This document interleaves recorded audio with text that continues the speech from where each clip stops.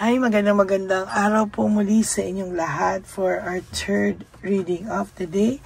Tingnan naman po natin kung ano po ang makikita natin sa third reading of the day today, no? Ano po kaya ito po ba ay ito po ba ang third reading natin ay same energy o makakakita po tayo ng kakaibang energy, no? Tingnan po natin, but I hope na napanood nyo na po ang first and second, third reading kahapon at yung ating insenso bago po kayo tumalon dito sa ating third reading of the day, okay? Marami po akong natanggap na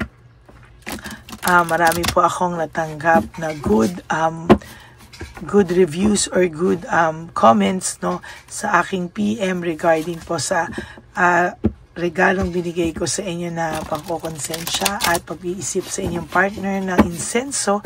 So, wini-wish po nila na kung pwede ko din daw pong i-upload at meditate muna bago i-upload for 7 days. So, sige po, gagawin ko po yan. I-meditate ko po siya every time na ilalabas ko po siya ulit para mas maging powerful po, no?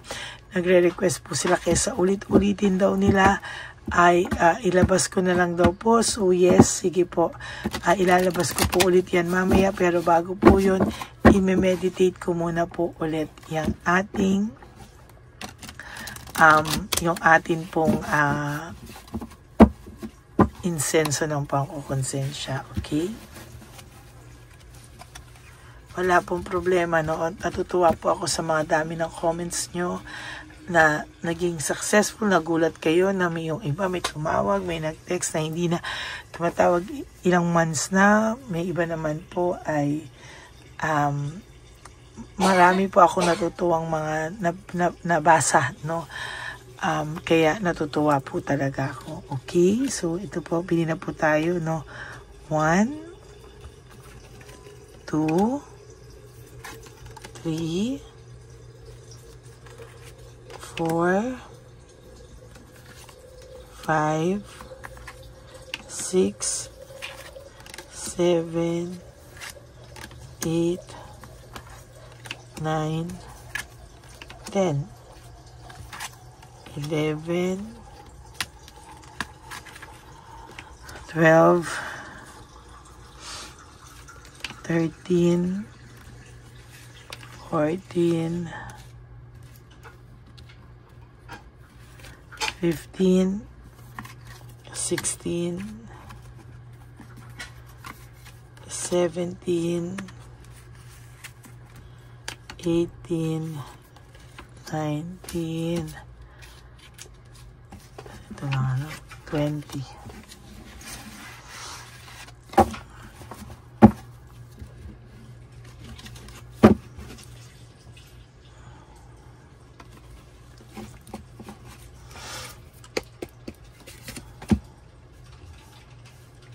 Ang tao pong ito ay hindi po nakakapag-reflect ng tama, no?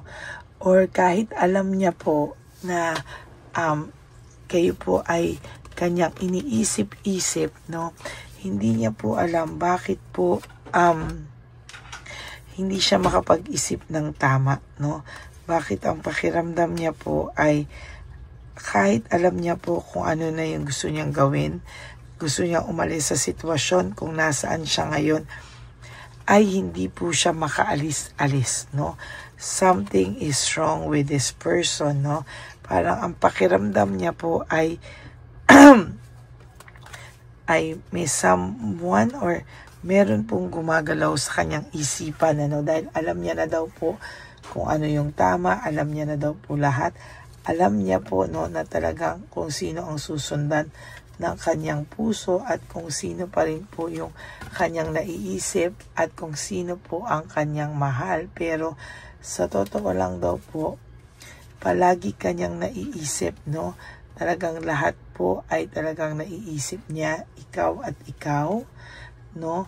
Ang lahat po ng kanyang pera or ang kanya pong mga, kung ano man po ang natitira sa kanya na meron siya, ay parang pawala ng pawala at bigay siya ng bigay sa mga taong hindi naman po worth it, no?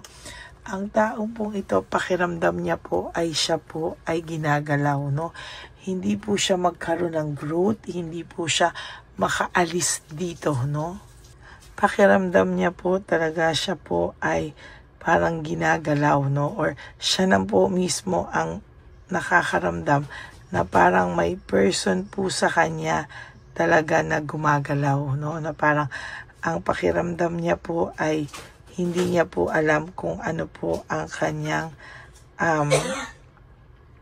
ang nangyayari po sa kanya. Parang yung energy niya daw po ay sobrang bigat. Yung energy niya daw po ay parang magulong-magulo, no? Parang hindi niya po maintindihan na para raw talagang laging masama ang pakiramdam niya. Lagi ikaw ang naiisip niya. Pero parang hindi po siya makaalis at makagawa sa iyo.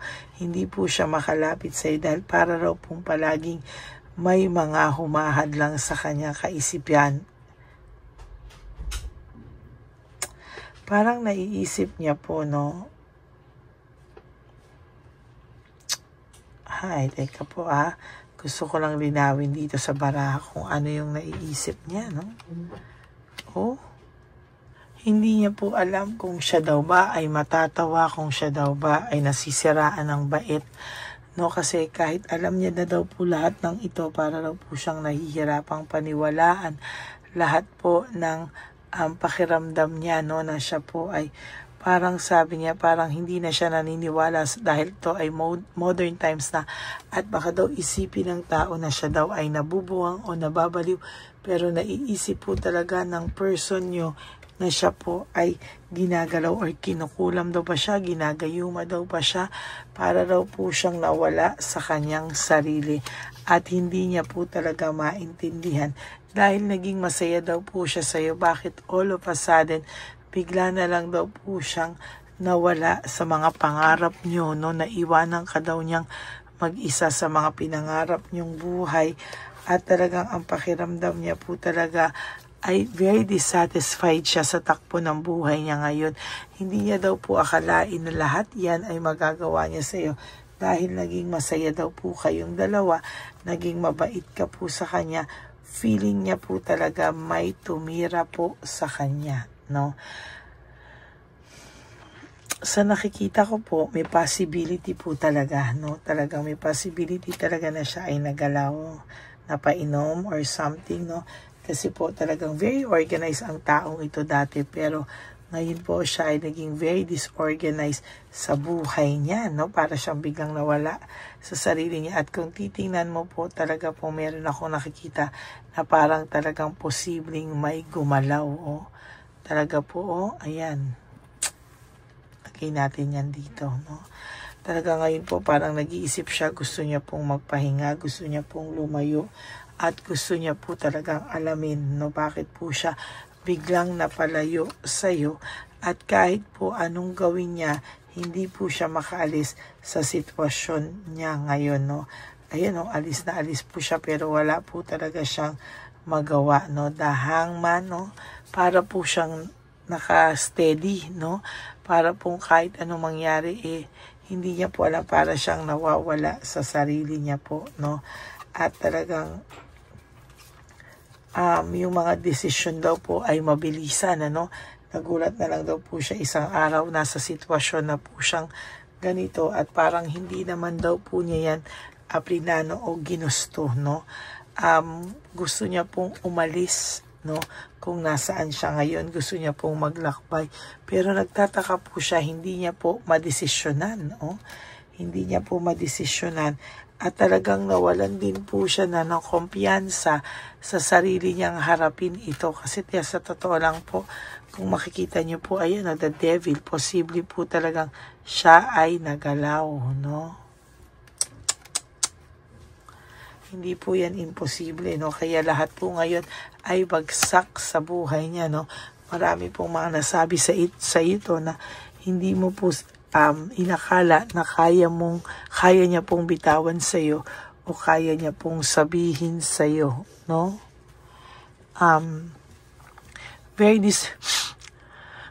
very disconnected po ang taong ito, para pong tulala, no? Para po siyang palaging tulala at para po siyang palaging wala sa kanyang sarili, no? Yun po ang pinagtataka niya.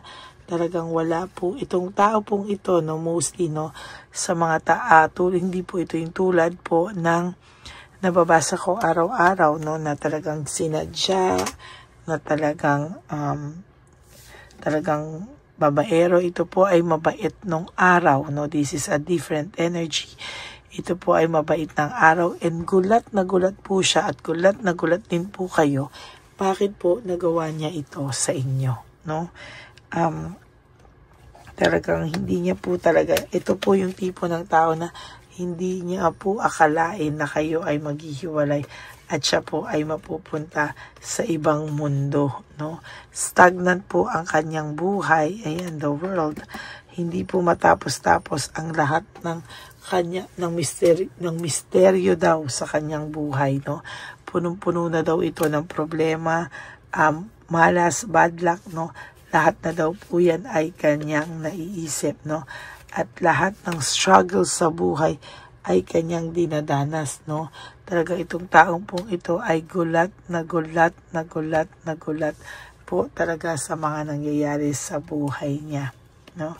Panay conflict po ang nangyayari at nagtataka po siya, no? Na kahit siya po ay inaaway araw-araw, ay hindi po siya makaalis sa sitwasyon na ito, no? Talaga pong siya po ay parang sinumpa na hindi maintindihan, ano?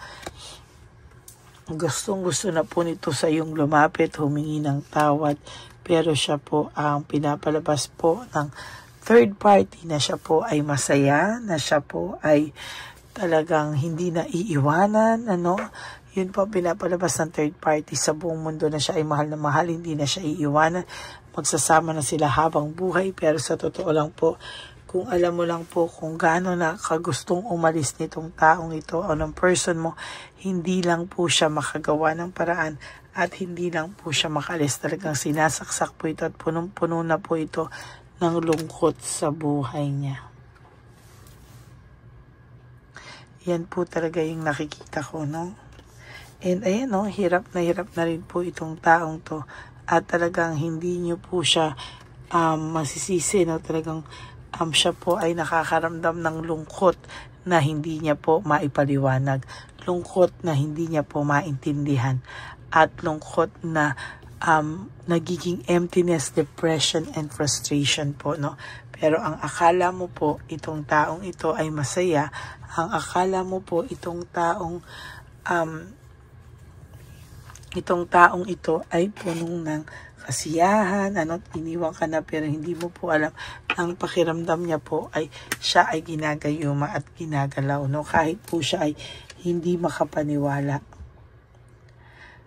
Nakakaramdam po ang taong ito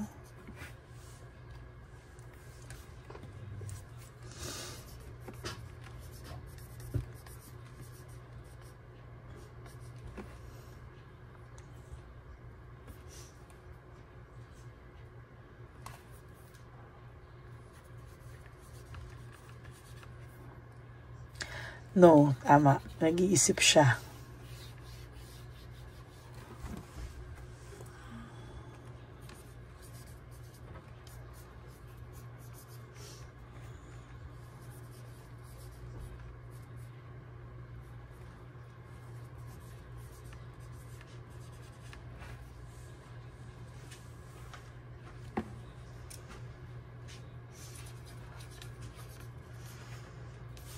Ginayuma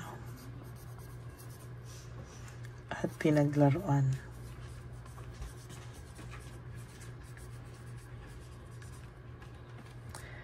Kahit siya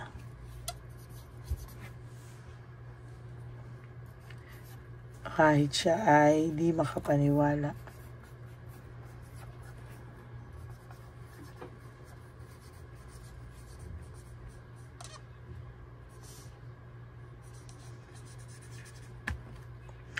Pero ramdam niya.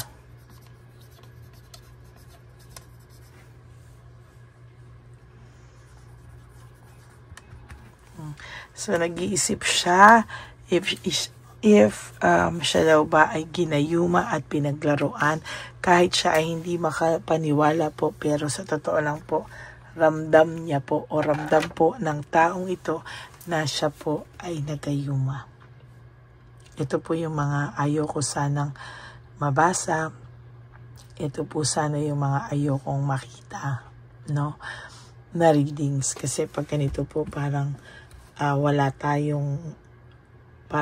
kayong kalaban-laban sa ganito, no?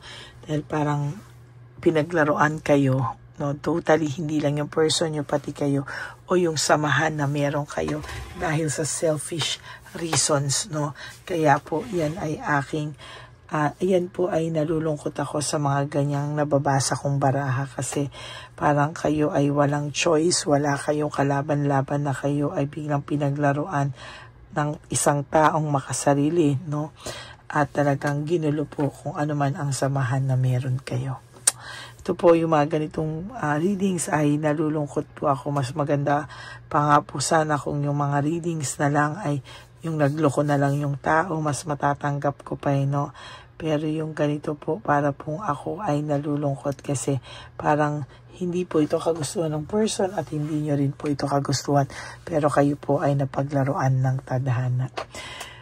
Ay, medyo mabigat po ang second reading of the day natin, kaya sana third reading of the day, no? So yan po ang inyong third reading of the day, no? For those of you who would like to have a private reading with me, you can message me po at Ladyly Elena, that's L-A-D-Y-L-Y Elena. Nasa dulo po yan ng ating video. Diyan nyo lang po ako makukontak. That is my only official and legit FB account. Kaya maraming salamat po sa inyong lahat. And for those of you, no, na nilabas ko din po dyan, no, at sana hindi na rin po kayo maging isa dyan sa mga naloko ng ating fake na Lady Elena. Kaya sana po ay maging babala sa inyo ang araw-araw kong paalala sa inyong lahat about saan sa ating fake na Lady Elena ng i-scam at nag-hack ng tao. At ngayon po ay meron na naman siya mga bagong pakulo ng mga doktor kung sino man yan, ay kayo po ay mag-iingat, no? Nilalagay niya po yan minsan sa comment section natin, na kapag nabasa ko naman po ay dinidelete ko po kaagad, no? Para wala po siyang mabiktima. Okay, to all my ever loyal, solid, and faithful na Lady Elena family, I love you all from the bottom of my heart. And sana po ay mapanood nyo po ang mga videos natin from first to third reading kahapon, at yung ating insenso. Yung pangako ko po, ilalabas ko po ang ating insenso ulit, no?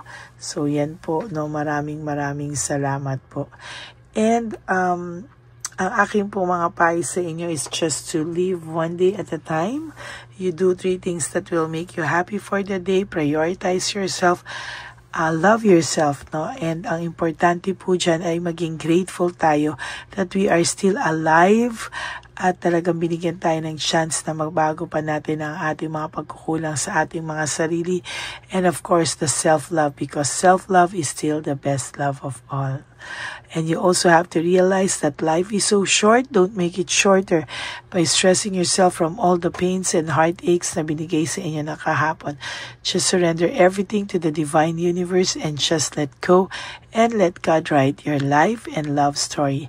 I will be back for another set of reading. Wag po kayong mapapagod, no? Ako po ay magbibigay sa inyo ng fourth and bonus reading of the day. For the meantime, I hope mapanood nyo muna po yung first, second, and third kahapon at yung ating insenso, para po yung ika-third ay talagang mas mabisa na po. Okay?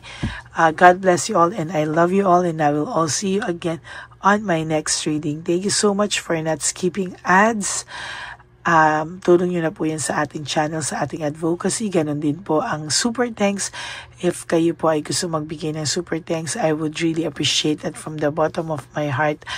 Lalo na po tayo na po ay nalalapit na sa ating One Love a Day. First One Love a Day for 2025. Okay? Maraming salamat po sa inyong lahat, and God bless you all. Bye! Okay, update po, may nagpanggap pong subscriber natin na siya po ay magpapahula sa fake na Lady Elena, kaya ayan, hinihingan po siya ng $80 at ang cell po niya ay nabigay at nakuha. Ang pangalan niya po sa cell ay Julian Albert, no? Siya po ay may cell account din, kaya mag-iingat po kayo. Ayan po, no, kung sino man po yung scammer na Julian Albert na yan, no, iinsensuhan po natin yan para siya po ay makonsensya. Kung wala man po siyang konsensya, at least po bumalik sa kanya lahat po ng kanyang ginagawa, at maling-mali po yan, ano.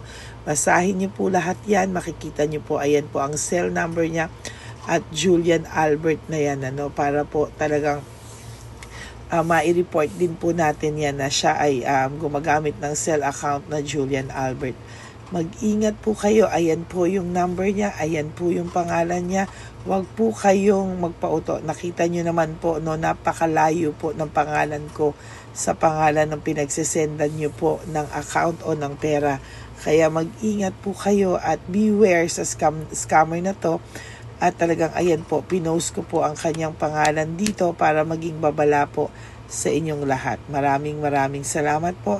At mag-ingat po kayo, paki-report po ang page na yan, ang messenger niya na Lady Elena. Maraming salamat po and God bless you all. Ayan, sa susunod po makikita niyo yung account niya na i-report niyo. Salamat po na marami. Magandang gabi po ulit sa inyong lahat. Ako po ay muling nagpapaalala sa inyo na mayroon pong lumalabas sa FB at Messenger account na fake account po, no, nang hihingi po ng $25 through PayPal at hindi po yan totoo. Huwag po kayong maniwala dyan. At pag sinabi mo po na gusto ko pong marinig ang boses nyo or makita kayo, ang sasabihin po ay magbibigay kami ng link. Buksan mo yan at pagkatapos ay makikita mo ako. Huwag po kayong maniniwala dahil yan po ay hindi totoo. Yan po ay isang malaking scam na pag binuksan nyo po ay mahahack po lahat sa inyo. Mahahack po ang inyong mga personal details. Lahat ay mahahack. Ako po ay nalulungkot na ito po ay nangyari, ngunit sa talagang may mga tao pong masasama at may mga tao po talagang hindi makatiis na hindi gumawa ng masama sa ibang tao. Pero maging aware po sana kayo, tulungan niyo po ako, i-report po natin yung fake na yan at sa FB para siya po ay mawala na at wala na po siyang mabiktima pa, no? Nandyan po lahat ng details at maraming salamat po sa inyong lahat. Maraming salamat po sa inyong lahat at mag-iingat po kayo.